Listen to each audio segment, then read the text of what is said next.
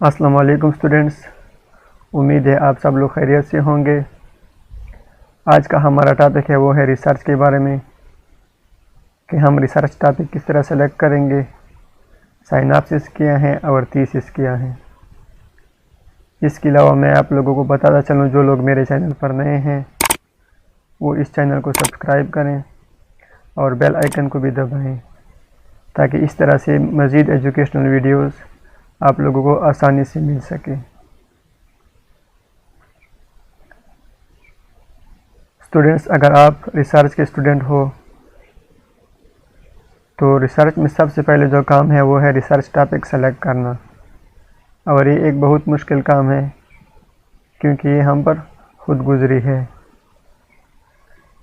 तो आज मैं आप लोगों को कुछ टिप्स बताऊंगा कि किस तरह हम एक टॉपिक सेलेक्ट करें और कौन सी टॉपिक सेलेक्ट करनी चाहिए और कौन सी नहीं करनी चाहिए। तो इस तरह से टॉपिक सेलेक्ट करनी चाहिए जो हमें ईज़िली अप्रोचेबल हो, यानी जिस इलाके में हम रिसर्च कर रहे हों वो वहाँ पे ईज़िली अवेलेबल हो और फाइनेंशियली भी अप्रोचेबल हो। यानी कुछ इस तरह से टॉपिक होते हैं जिस पर अगर हम टेस्ट करें लेबॉरेटरी में तो उस पर हज़ारों रुपया खर्च होंगे। तो इस साइड को भी हमें देखनी चाहिए, जो टॉपिक हम सेलेक्ट कर रहे हैं कि क्या उस पर तो ज़्यादा ख़र्चा नहीं आएगा, क्योंकि बाद में वो हमारे लिए फिर मुश्किल बना सकती है।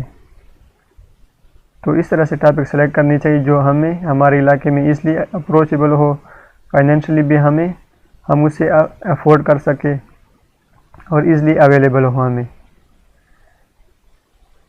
जब हम एक टॉपिक सेलेक्ट करते हैं तो उस पर हम फिर साइनॉप्सिस लिखते हैं। साइनॉप्सिस को हम रिसर्च प्रपोजल भी कहते हैं, और इसको हम फ्यूचर प्लान भी कहते हैं। यानी हम फ्यूचर में इस टॉपिक पर क्या करेंगे, किस तरह काम करेंगे, वो हम सारे साइनॉप्सिस में लिखते हैं। तो साइनॉप्सिस में क्या होते हैं, फॉलोइंग पार्ट्स होते हैं। यानी जो टॉपिक हमने सेलेक्ट की होती है उसका इंट्रोडक्शन होता है, उस पर हम उसका इंट्रोडक्शन लिखते हैं। इसके अलावा हम उस पर फिर इंट्रोडक्शन हो गया, फिर ऑब्जेक्टिव उसके लिखते हैं और मटेरियल एंड मेथड उसमें लिखते हैं। यानी मटेरियल एंड मेथड में क्या आता है, स्टडी एरिया आता है, डेटा कलेक्शन आता है, यानी हम डेटा कहाँ से कलेक्ट करेंगे, और स्टैटिस्टिकल एनालिसिस, यानी हम कौन से स्टेट अप्लाई करेंगे उस पर, वो सारे इस मटेरियल एंड मेथड में आते हैं। इसके अलावा आखिर में हम क्या लिखते हैं, साइनॉप्सिस में रेफरेंसेस भी लिखते हैं। यानी जो पैराग्राफ हमने किसी रिसर्च पेपर वगैरह से उठाए हैं तो वो रिसर्च पेपर के आतर भी हम लास्ट में रेफरेंसेस में वो लिखते हैं। तो ये क्या हो गए, ये हमारे साइनॉप्सिस हो गए। साइनॉप्सिस को हम क्या कहते हैं, यानी फ्यूचर प्लान भी कहते हैं। यानी हम फ्यूचर में किस तरह काम करेंगे वो सारे हम इस में लिखते हैं, और साइनॉप्सिस में मेनली यही पार्ट्स आते हैं ये। इसके अलावा फिर क्या होते हैं, थीसिस होते हैं। यानी थीसिस में हम जो प्रैक्टिकल काम हमने किया होता है, फिर हमने रिसर्च जो कंप्लीट किया होता है वो सारे हम इसमें लिखते हैं। थीसिस में क्या आते हैं, ये पार्ट होते हैं, मेनली ये पार्ट होते हैं जो यहाँ पे मेंशन है। सबसे पहले क्या होता है, एब्स्ट्रैक्ट होता है, यानी उसका जो हमारा रिसर्च होता है उसका खुलासा होता है, समरी होती है उसमें। इसके अलावा इसमें क्या होता है, इंट्रोडक्शन होता है उस टॉपिक का। यहाँ पे हम थोड़ा डिटेल से लिखते हैं थीसिस में, और प्रैक्टिकली जो हमने काम किया होता है वो लिखते हैं। रिव्यू ऑफ लिटरेचर में क्या लिखते हैं, थीसिस में रिव्यू ऑफ लिटरेचर में यानी जो टॉपिक हमने सेलेक्ट किया और जिस पर हमने काम किया उस पर अगर पहले से काम हुआ है उस इलाके में, तो रिव्यू ऑफ लिटरेचर में हम वो पहले वाला काम डिस्कस करते हैं कि इस बंदे ने यहाँ पे काम किया था इस टॉपिक पे, और उसके रिज़ल्ट वो भी हम उसमें मेंशन करते हैं। और अगर उस इलाके में उस पर काम नहीं हुआ है तो उस टॉपिक पर जहाँ भी पूरी दुनिया में जहाँ भी काम हुआ वो हम इसमें लिखते हैं।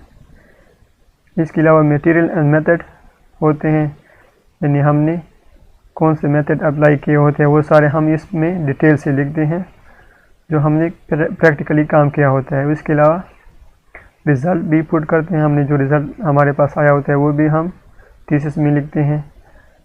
इसके अलावा डिस्कशन एंड कंक्लूजन भी लिखते हैं, ये भी एक चैप्टर है।